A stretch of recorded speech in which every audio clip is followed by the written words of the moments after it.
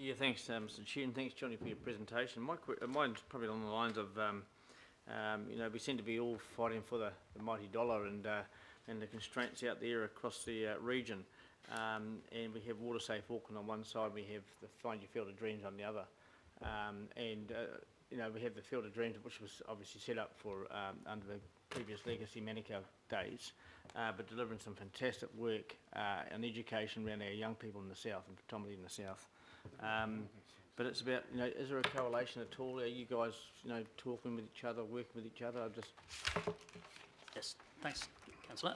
Absolutely. I mean, what people may not be aware of is we actually work with Find Your Field of Dreams. So, if you like, we're doing the classroom component before they get to the pool. So, and the way we're currently doing that with VIFOD is we're doing it on a theme basis. So they've been, I think last year, majority of last year was life jackets. This year it's been hypothermia. There are different themes that we'll be covering off in the classroom, so that when they get to the skills-based bit in the pool, it's more seamless. I would add, I mean, it won't be any surprise that 2-3 years ago the aquatic sector, looking at it from an outside perspective as a funder, highly fragmented. It wasn't working as well as it could have been, but there's been quite a lot of change in the sector in the last 12 to 18 months, and it's starting. If the ships weren't sailing in the same direction, they are beginning to come onto the right track.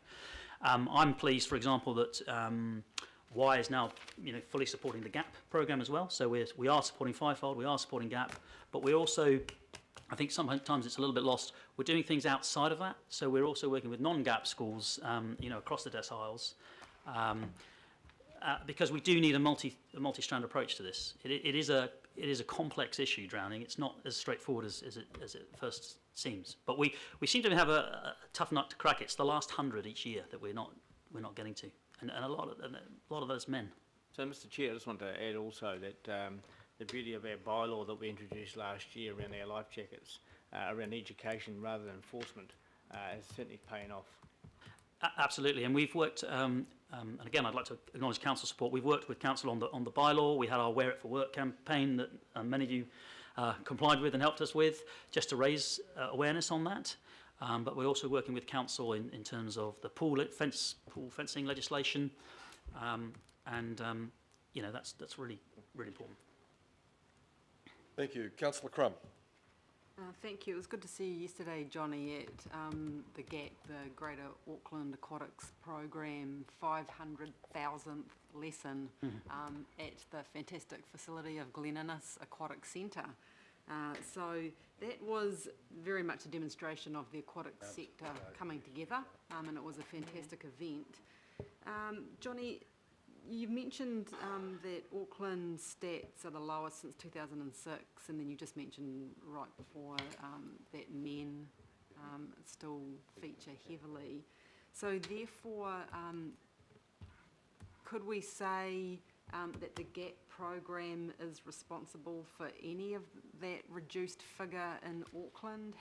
How would you line up what is a very successful and fantastic collaborative venture with that lower stat for Auckland, or is it too complex to bring it down to one program? I wouldn't be brave enough to make that leap to say that they're not connected. I think international research would say to you, investment, whether it's youth achievement, with transition and employment, whatever it might be, if you're investing in preventative interventions, you generally get more bang for your buck. So there's no question that GAP is incredibly valuable, and FIFOD and the whole of that. But as I say, we need a multi-threaded approach, and that's why places this great deal of emphasis on this water competence component. And when you say water competence, people go, what are you talking about? Of course, a large part of that is the skill piece. The skills around what you do in the water, but the other components, what I just call simply the sort of cerebral component, that's knowledge in terms of rips and rivers and how water works, and if you're going to go in the water, where you're going to get out, and then that's risk assessment, and I think that's the bit that we've got to do more on, because you can teach. I'll give you a very good example. I've got 2 kids. One's 13, swims like a fish because she's been blessed with having thousands of lessons. I've got a little lad of 7. Doesn't like swimming because he finds it tough. If he fell off a boat, he'd probably drown because he's not water competent. he should have the knowledge about whether he should be in there in the first place or what to do in terms of not panicking, floating, and that sort of stuff. That's the bit we've got to do more on. So I think we need a multi-layered approach. GAP is really important, but I think we've also got to work to the big numbers, the 80%. And the research says that's based on men generally overestimating their ability and underestimating risk. And that's why we want to develop that workplace channel to try and reach those guys differently. Without needing to go into details, what contribution does Sea Lord make to your budget? I note that they were there yesterday and very much partnering with you. Is it that's not to us. Councillor, sorry, we don't get money from that. That goes to Water Safety New Zealand, so that's indirect. We've been fortunate this year to get some funding from Water Safety New Zealand, but a small amount to support GAP. But that would be their money, the Sea Lord. Thank you. Councillor Casey. 2 questions, Johnny. Arafa say that you've implemented a number of changes at governance and management level in recent years. Could you just tell us a little bit about that? My second question is, how are you going to make yourself more reflective of the diverse community you serve? So in terms of management, I think I'm it. I've been there about just a year now. So governance-wise, we've strengthened the board. We've had and are looking for board members. Sandy Guscott's joined us. I don't know if people are familiar with Sandy, but she comes from a uni services background, and that's been really helpful to me in terms of looking at our structures and the way we do work. So that we're working on that. We've overhauled systems inside in terms of the way we, for example, health and safety, we've completely overhauled that and some other things. The CRM system that I mentioned, that's all changed at the management level, so we can actually see really what we're doing and capturing better our contact with schools and community groups and the people we're connecting with. To your second question, that's difficult.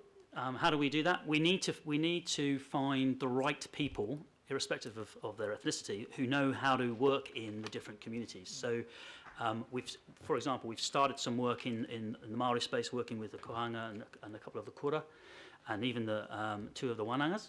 And that's good, but we're literally recruiting as I speak for a new aquatic educator who I hope will have the right approach to develop our work with the Maori community, for example. Know the protocols, know the way, in a way that somebody like me wouldn't. So similarly, we need to have people who understand how the different communities work. The Muslim women only swimming, for example, was a project we've done. There's certain difficulties in getting that off the ground just because of the requirements. Similarly, we want to do more work with the Korean community, and therefore having somebody who knows how the Asian communities, and that is only but one, we need to have the right people on board, or at least connected with us to open doors and allow the water competence messages to flow through. I hope that answers your question. Thank you very much. And last question, Councillor Cooper. Thank you very much, and I really think you do fantastic work. I want to touch on a couple of, it's essentially building on what Councillor Fletcher said, but I'm probably a little bit more blunt than her. In terms of our policy of access to pools for under 16s, I've had a lot of feedback from community pool users and staff just saying, look, these kids aren't learning to swim. They just come in here, splash about, and it doesn't really do anything. Does your board have a view on, say, a better use of that money? For example, if it was the money that we would have saved there to actually put or get from that area, put it into swimming lessons for adults as well as children, maybe free swimming lessons, or money going into supporting those community groups you talk about, like the Surf Lifesavers, who do surf training and the actual literally life-saving training in terms of just teaching people, as you said, identifying rips. Does your board have any kind of view on that in terms of better use of the resources that we have? I can't give you a sort of official board position, but it's certainly something that occupies us. I mean, just thoughts to cast into the pool around that would be something that's occupying us. Many of the young people kind of by the age of 14 have determined whether aquatics is their thing, and they're going to go to the pool anyway, whether it's free or not. So whether there's a question that some funding could be saved for that and re-engineered into other areas, I think that's something that I would strongly encourage being explored. In terms of where you'd put it, crikey, I mean, you know, there's a lot of areas. I believe that we've got to invest more at the community level, because those, at the end of the day, those are the things that are sustained beyond changing funding landscapes or you know, even, dare I say it, political priorities. If we can get things working at that community-led development, that ownership level, as we're seeing in the Pacific churches currently, I would be encouraging that, the community piece, the workplace piece, other areas of endeavour. Yeah, and I think that just fits in with our community empowerment model we're working on. Thank you very much. Thank you. No further questions. Thank you very much, Johnny. Thank you for the work you do, and thank you for your presentation. I will move that we do thank Water Safe Auckland, seconded by Councillor Casey. Those in favour? Aye. Contrary, carried.